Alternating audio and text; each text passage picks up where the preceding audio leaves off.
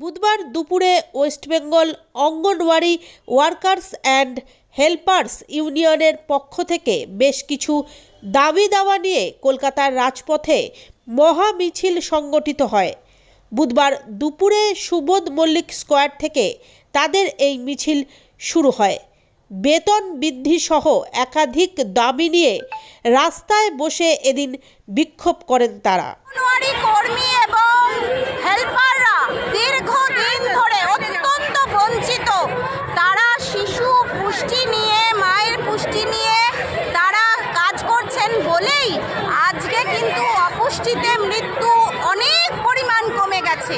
অথচ সরকার এদের যে সামান্য যে বেতন, সেই বেতন মানে অনারিয়াম, সেই অনারিয়ামটুকু পর্যন্ত বাড়াচ্ছে না। আজকে যে পয়সা তারা পান, সেই পয়সায় কোনো মানুষের জীবন ধারণ করা সম্ভবই নয়। চায়ের জলটা গরম হয় না। অথচ তাদের ওপর নতুন নতুন করে কাজ চাপাচ্ছেন একের পর এক। অথচ সেই কাজের জন্য তারা কোনো পয়সার কথা বলছেন না। তারপরে রয়েছে তারপরে এদের অ্যান্ড্রয়েড মোবাইল দেবার কথা এবং প্রতি কেন্দ্র অনুযায়ী সিম কার্ড এবং তার পয়সা দেবার কথা। সরকার কোনো দাবি, আমাদের দাবি মানছে না। এবং তার সঙ্গে রয়েছে সর্বোচ্চ রয়েছে সরকারি কর্মীর মর্যাদা চাই।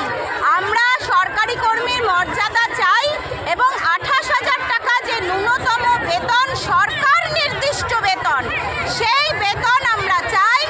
একজন অঙ্গনওয়াড়ি কর্মী মারা গেলে সে 3 লাখ টাকা পাবে।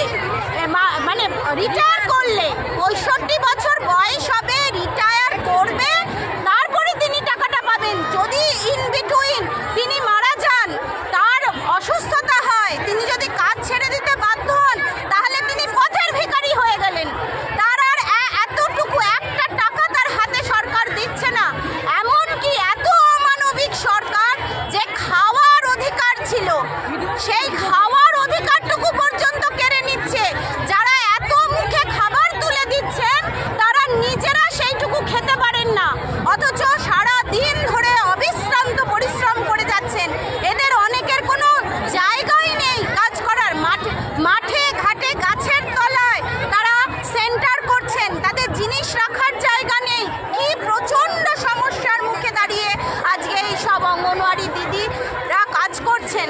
সেই জন্য আজকে তারা এখানে, আমরা বিভাগীয় সমস্ত মন্ত্রীদের কাছে ডেপুটেশন দেব যে আমাদের দাবি অবিলম্বে যদি না মানা হয়, তাহলে আমরা কর্মবিরতির দিকে যাব এবং এই আন্দোলন চলবে। আপনার নামটা একটু বলুন। আপনার নাম?